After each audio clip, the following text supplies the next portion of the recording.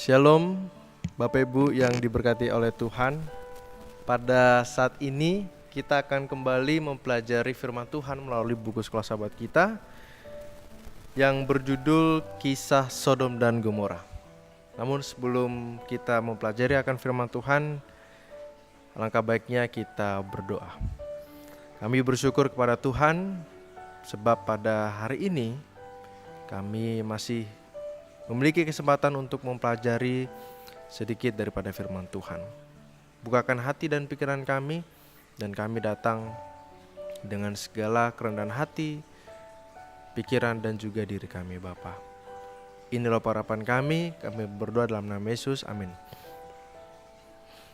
Kisah Sodom dan Gomora mungkin sudah tidak asing bagi kita. Namun kenapa ini dibahas kembali di pelajaran sekolah sahabat kita? Disinilah Rasul Paulus atau Rasul Petrus maksud saya merujuk kepada kisah Sodom dan Gomora untuk menggambarkan peristiwa-peristiwa akhir zaman. Jadi kota Sodom dan Gomora ini atau kisah dari Sodom dan Gomora ini sering diartikan sebagai peringatan terhadap dosa dan perbuatan buruk manusia. Dan inilah sebagai contoh hukuman Tuhan atas kejahatan manusia. Ini yang menggambarkan kemurkaan daripada Allah. Namun apa yang ingin disampaikan oleh Rasul Petrus di dalam 2 Petrus 2 ayat 4-11, yang dimana kalau kita melihat di dalam Alkitab, judul perikopnya adalah nabi-nabi dan guru-guru palsu. Di sini secara ringkas dikatakan bahwa akan ada, mungkin sekarang sudah ada guru-guru palsu yang hidup di zaman sekarang.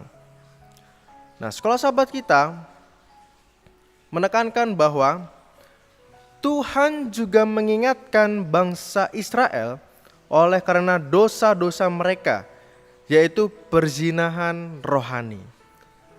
Bangsa Israel lebih jahat daripada penduduk Sodom dan Gomora. Ini juga terjadi di zaman akhir. Apa yang dimaksud dengan perzinahan rohani? Kalau kita mengingat kembali atau kita flashback ke masa lampau, di mana kita sudah mengetahui ya, cerita ini sudah sangat familiar bagi kita. Namun kita perlu mengulas kembali bahwa pada zaman itu ketika Tuhan menyertai bangsa Israel, mereka melakukan perzinahan rohani, dalam arti mereka tetap melakukan penyembahan berhala. Namun yang kita lihat bahwa Tuhan masih menyertai, bahkan Dia tidak mengingkari janjinya yang telah dijanjikan oleh Tuhan kepada bangsa Israel.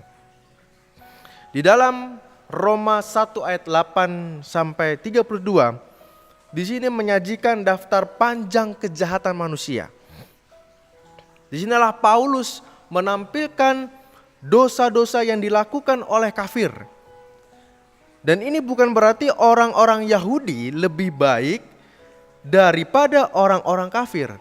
Nah, tujuan daripada Paulus menyebutkan dosa-dosa tersebut agar umat Tuhan dapat memahami keseriusan dosa mereka sendiri.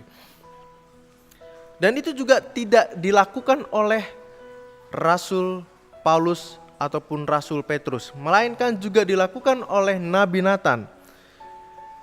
Nabi Nathan juga melakukan hal yang sama ketika dia menegur Daud. Nabi Nathan memberikan ilustrasi orang kaya yang mengambil 1 ekor domba orang miskin. Nah, ilustrasi Nabi Nathan ini membangkitkan kemarahan Daud karena ketidakadilan yang tampak jelas.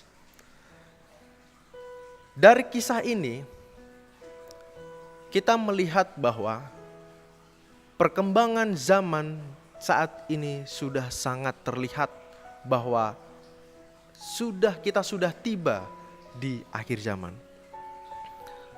Mungkin tanpa kita sadari, gadget yang kita gunakan sudah semakin canggih.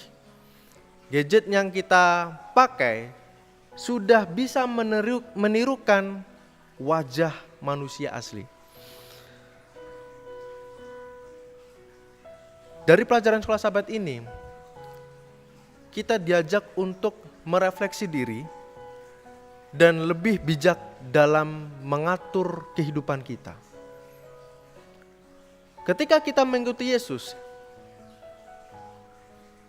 kita tidak dijanjikan bahwa langit akan selalu biru. Maka dari itu, di pelajaran hari ini, Alkitab tidak ditujukan kepada dunia luar, tetapi terutama kepada umat Allah sendiri. Itu berarti ketika dosa-dosa bangsa kafir diungkapkan dalam Alkitab, itu sebenarnya sebuah peringatan bahwa umat Tuhan juga bisa jatuh dalam perangkap yang sama, termasuk dosa-dosa yang dituliskan dalam Wahyu 13 dan 17. Perlu kita ingat, saudara-saudara, dunia semakin kacau, dunia semakin tidak ada aturan.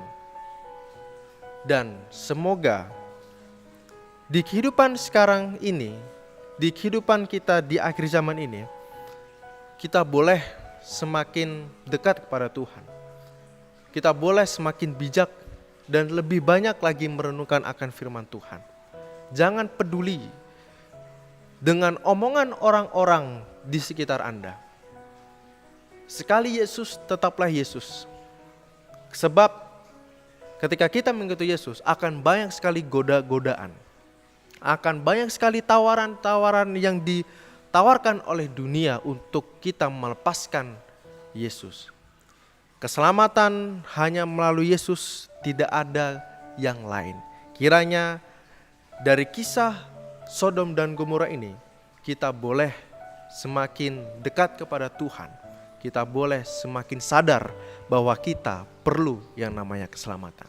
Kiranya Tuhan Yesus memberkati kita semua. Amin.